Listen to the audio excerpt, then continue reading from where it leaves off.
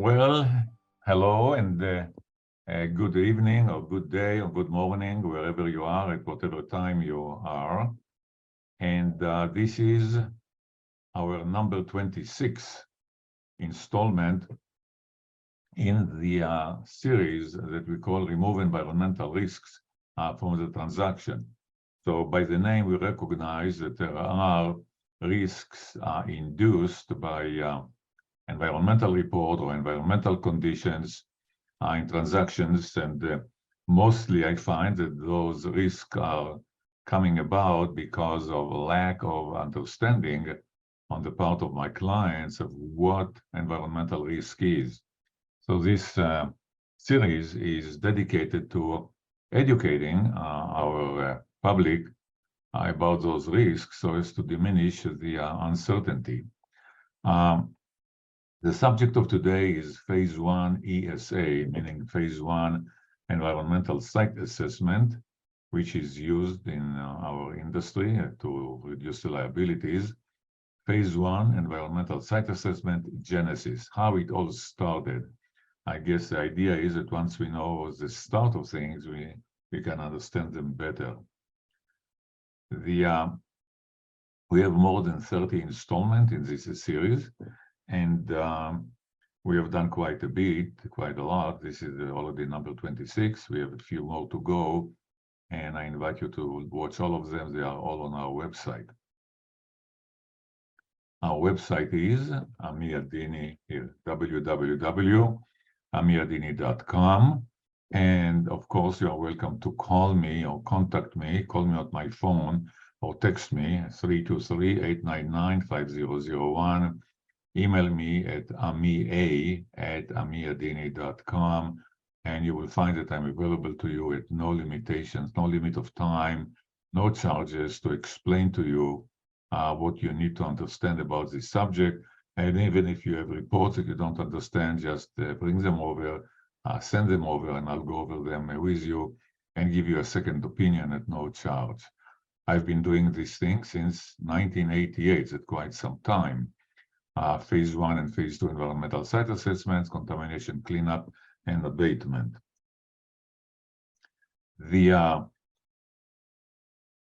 our industry of Phase 1 environmental site assessment is majorly driven by the requirements of the major lenders, which are driven by the requirement of the SBA, U.S. Small Business Administration, which stands behind many or most, I should say, of the commercial transactions in general and commercial transactions in real estate in particular. And SBA requires submission of environmental investigation reports. And they have a list of a way to judge what property, what transaction qualifies for this requirement. And once you go over this list, you will find that most of the commercial transactions require environmental investigation reports.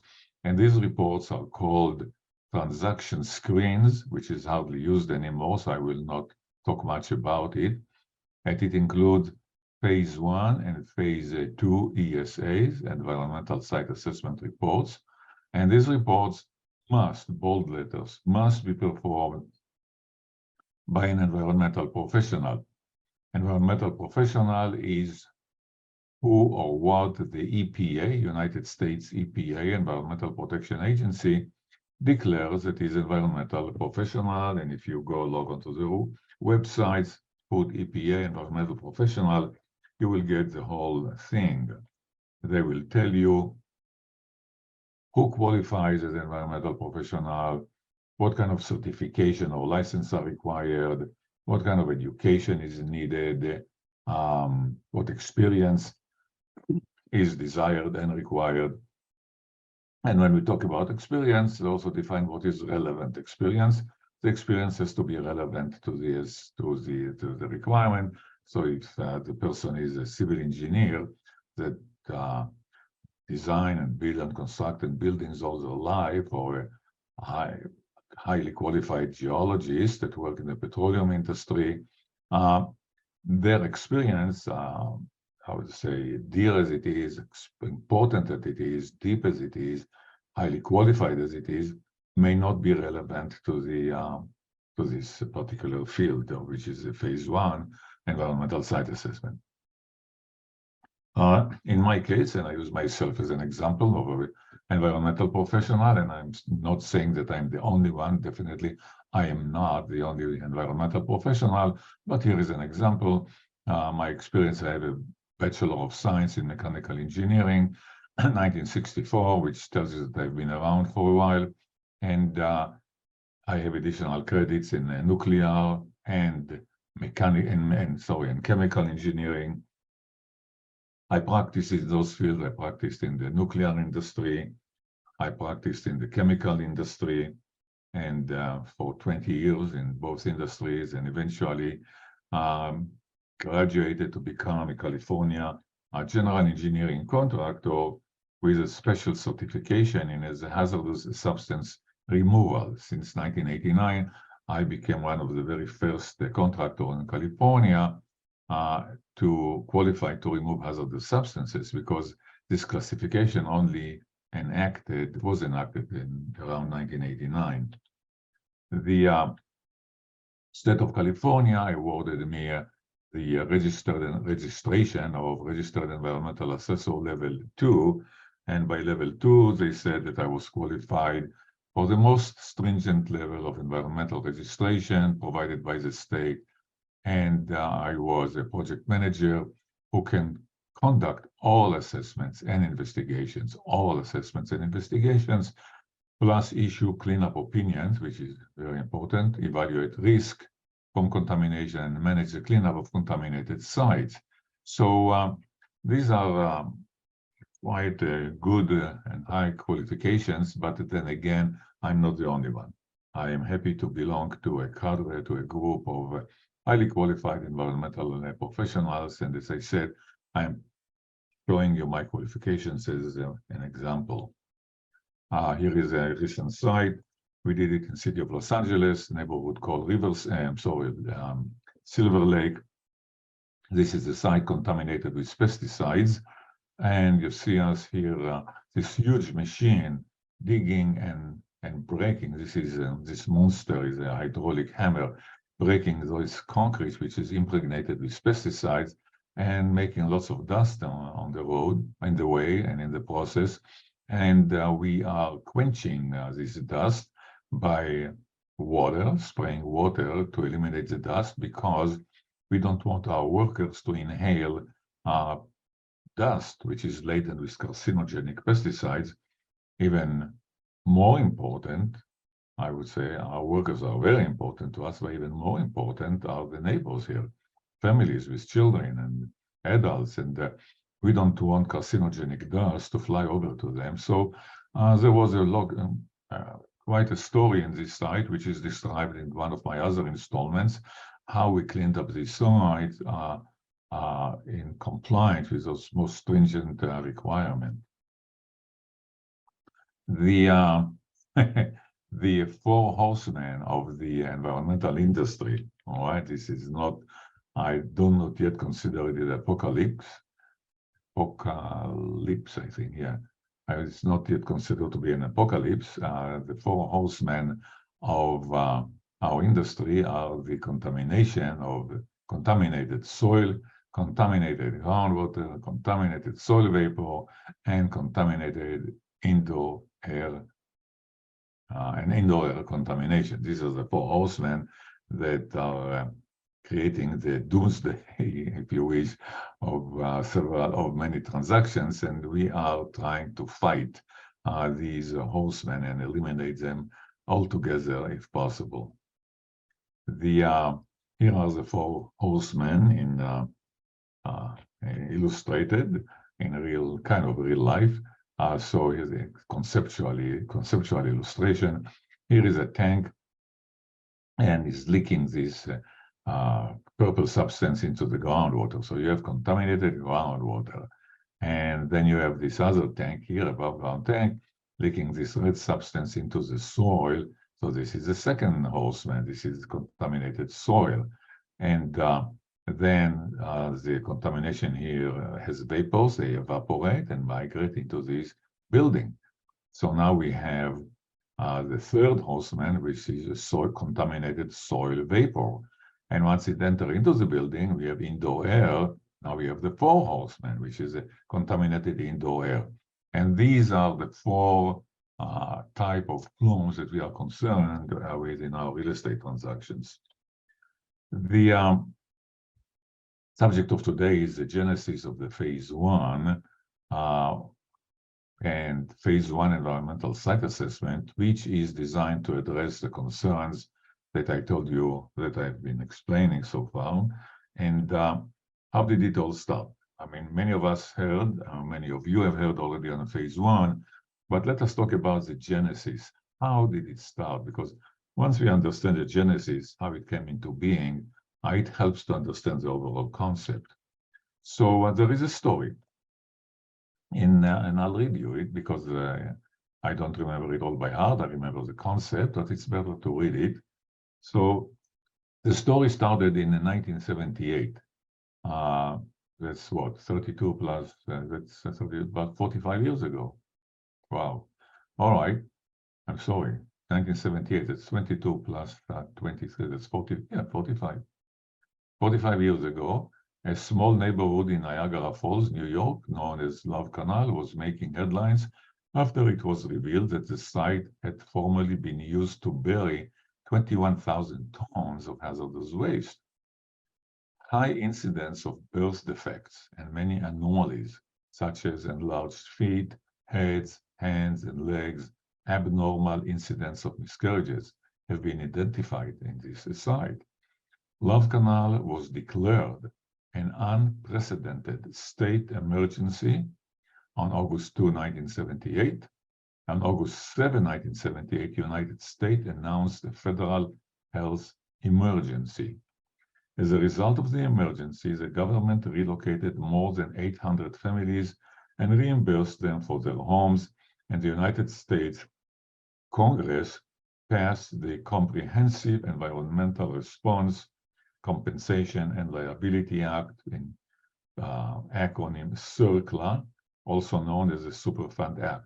So this was a major catastrophe, a major shock, okay, to the nation, having those hundreds of families being impacted with disease, with horrible defects, because they were sitting on a contaminated site without knowing and inhaling and basically eating dirt. I don't know how they got it into their body, but they got it into their body through the water. And the United States had declared an emergency. And the Comprehensive Environmental Response, Compensation and Liability Act, 1970 and 1980, it was passed, created a special tax to fund a trust fund. At the time was $1.6 billion, commonly known as a superfund. 1.6 billion was these times was a lot of money due to inflation. Inflation is probably less today, but it's still a big money. And it was known as a superfund to be used to investigate and clean up abandoned or uncontrolled hazardous waste site. So it was, the law was comprehensive. It was, we'll talk about it in a moment. It has environmental response in it and compensation and liability. So they had to clean up these sites and they allocated money, but the money had to come from someplace.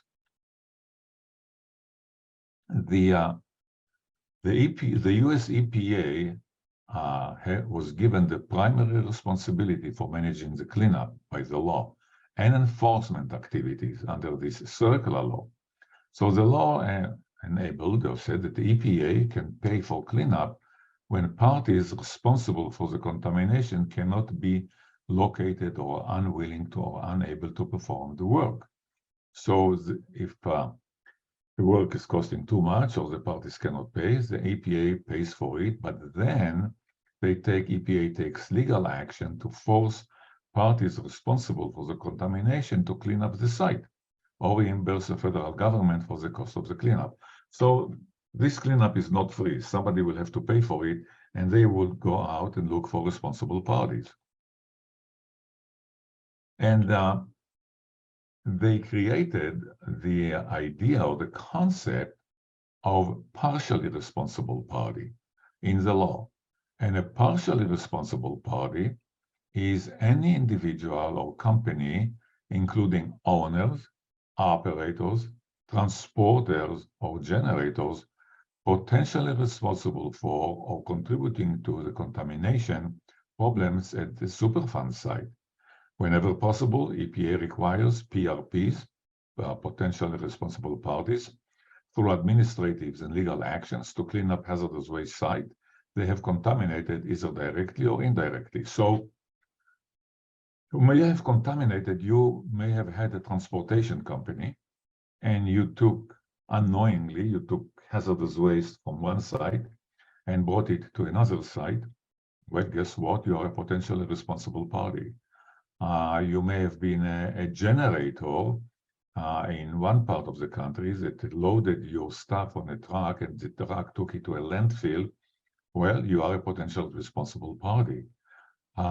You may have been an owner at one time of the site, even though you are not an owner anymore, you've already sold it 40 years ago, but still you are a potential responsible party. So the network I think there is another name for it, but basically the network that is designed to catch all these potential responsible party and pay for it was quite wide.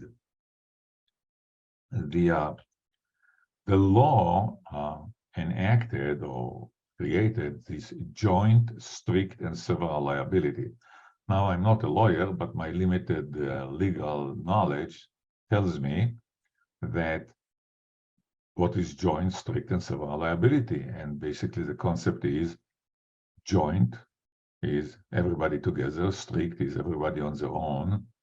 And I mean, strict means no fault, and several means everybody on their own. And we'll talk about it a little bit more in the next few slides.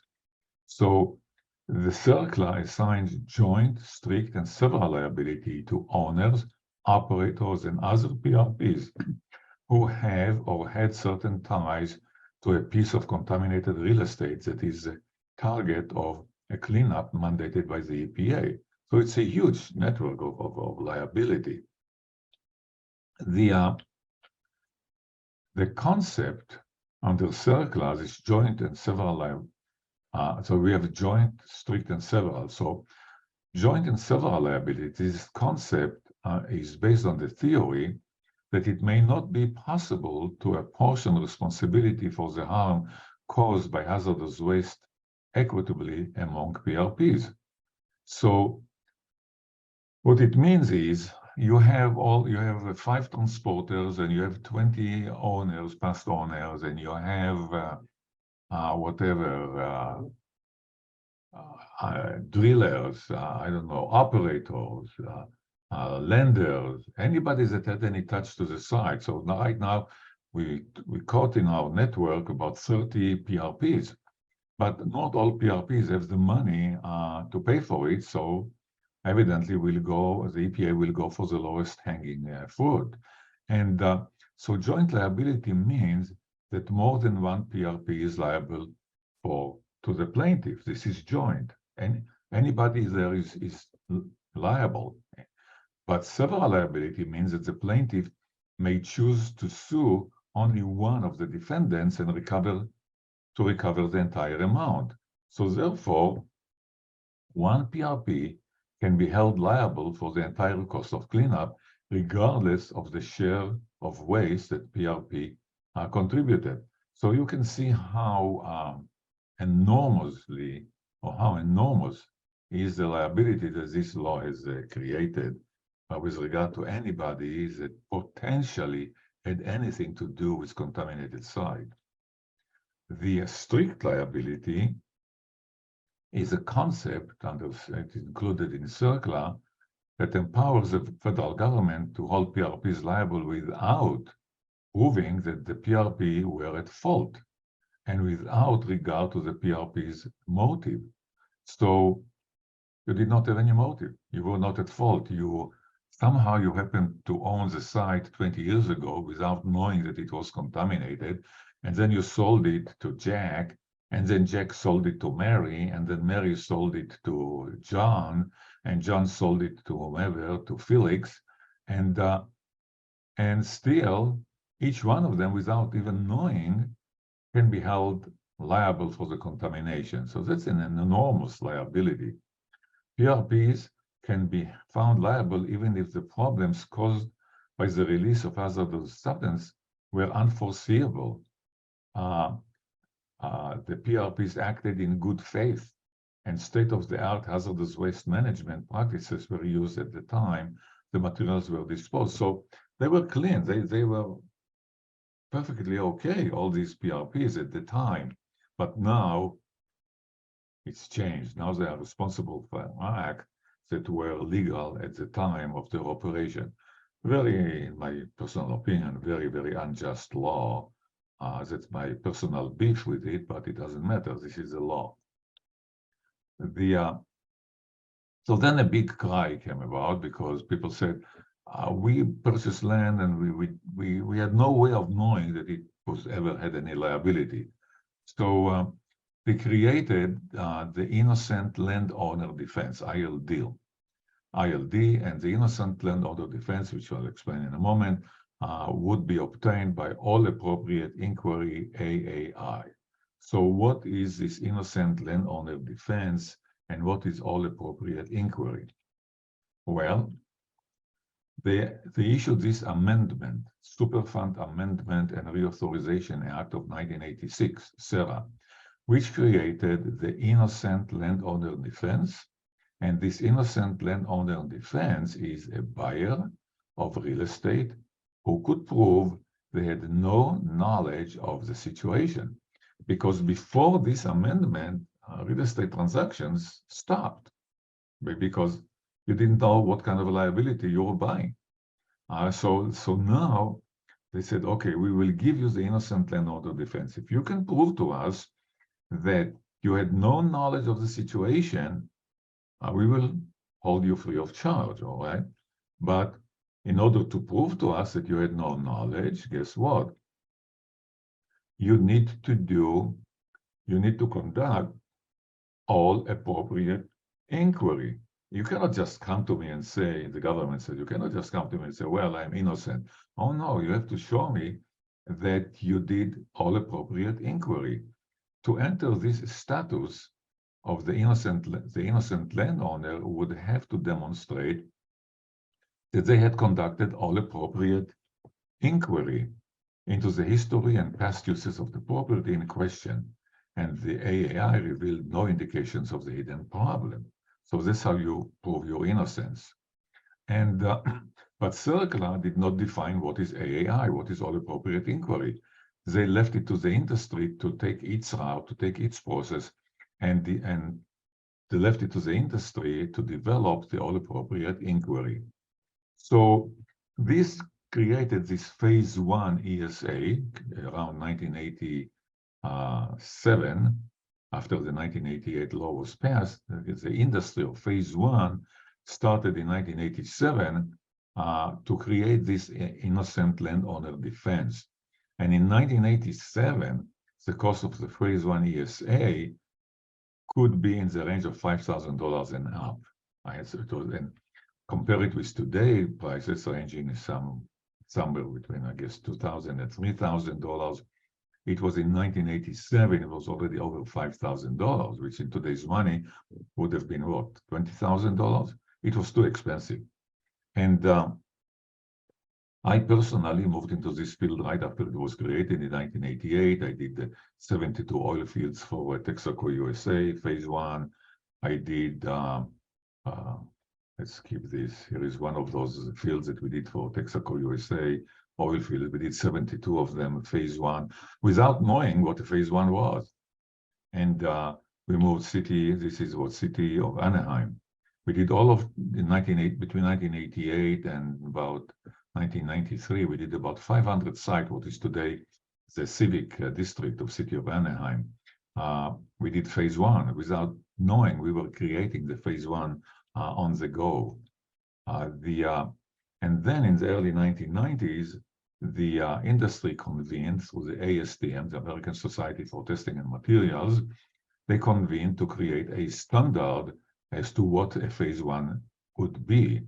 And the first one was developed around the year, I think it's around 1990 or 1992 or so.